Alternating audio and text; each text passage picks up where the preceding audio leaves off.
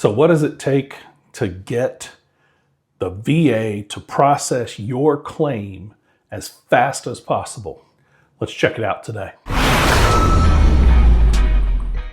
Welcome back, everybody. Let's talk today about how to get the VA to process your claim really fast, or at least what you can do for your best chances at getting the VA to process your claim really, really fast. Now, I'm going to start this off with something that a lot of people don't necessarily want to hear. I think some veterans are like, hey, I've got all this. I'm just going to submit it all and call it done, and they should approve my claim. Dang it, I deserve it. Okay, great. That's wonderful. I don't disagree with you 90% of the time, but the reality is this takes effort, okay? The more time you spend before you go send your claim to the VA, the better off you are. So let's talk about four critical pieces of information that you need in order to have the best chance at two things: your claim being fast and your claim potentially not requiring a CMP exam. And there's four critical things plus one bonus at the end that myself and my other colleagues, we kind of disagree about from time to time, but I think we all mean the same thing when we talk about them. So number one, it's the first thing you need. You need a diagnosis. You need a formal diagnosis, right? If you have PTSD, you need to have a PTSD diagnosis. If you have bursitis that's chronic, you need to have chronic bursitis as a diagnosis. Sinusitis, hearing loss, tinnitus, you name it, have to have a diagnosis, okay? Some of those can be achieved during a CMP, but the object of this video is to try to avoid that CMP, or do everything you can to avoid that CMP, and just have the VA process your claim based on all the good information you have. So get a diagnosis. That's number one. Number two, you have to have an in-service event that led to this specific disability, or a disability that the VA has already rated you on that you're claiming your current disability as a secondary to, okay? For example, you have PTSD. You have a diagnosis of PTSD, and you have a diagnosis of migraines. The VA's already given you your PTSD, so you're like, okay, great, I have PTSD, but I'm trying to get headaches. Well, now you can say, okay, I had this in-service event, caused my PTSD, and and in turn, it's causing my headaches. But how do you prove that? This is where things get really interesting, okay? A lot of people out there, and I need to emphasize this, get these next two confused. They think they're both the same thing. Number three, a nexus letter. A nexus letter connects the two events, okay? It connects. It says, yes, headaches can be caused by PTSD. Here's all the medical citing sources. Here's how you make sure it all works together.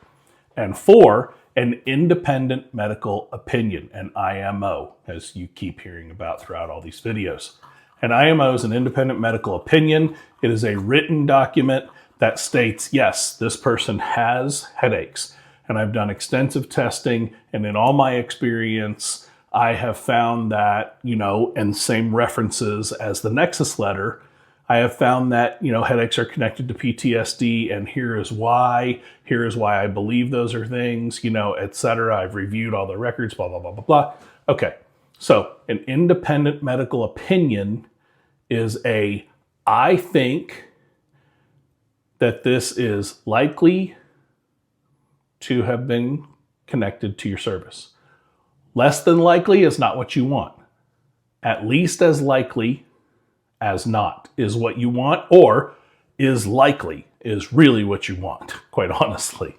So those are your big four. You need a diagnosis. You need an in-service event. You need a nexus letter. You need an IMO. Now, do you need an IMO? No. But without the IMO in this part, you're going to have a CMP exam. Without the nexus in this part, you're going to have a CMP exam. These four, if you're trying to avoid CMP exams, if you want to get just straight to the meat of it and get your rating and get out, those four are what you need. Now, I promised you one bonus at the end.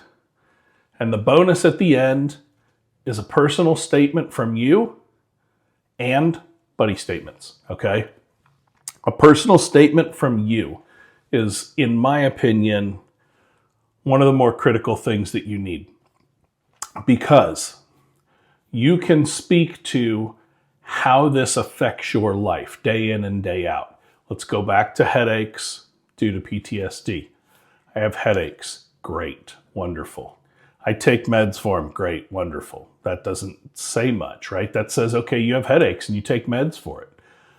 If you have headaches and you take meds for it, but it knocks you out and you have to leave work, you have to go lay down, the only thing that helps is sleep, etc., that's a different rating than I just take meds for it. If you just take meds for it and that's all that you have to do, I'm going to tell you right now, with headaches, expect that you're going to get a 0%. Okay. Read the 38 CFR. It's easy to navigate. You can find it online. I've got my link tree in my bio for YouTube.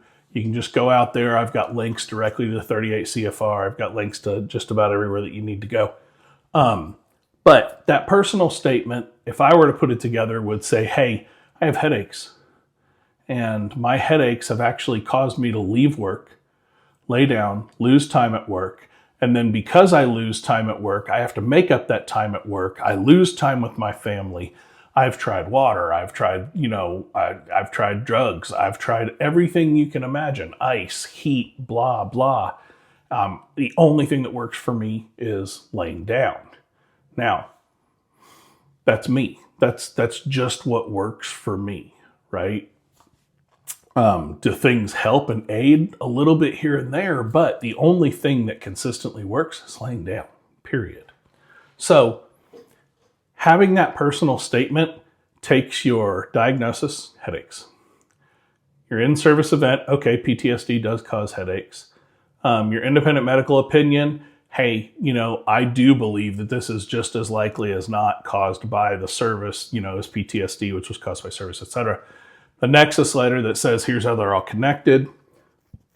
The personal statement, for me, that says this is the severity of my disability.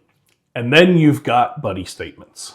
Now, buddy statements are not critical. They're not critical to fast tracking a VA claim. They're not critical to most VA claims, period. But if you've got a buddy statement, you can get one current from your spouse, friends, colleagues, family members, whoever. That will help a little bit.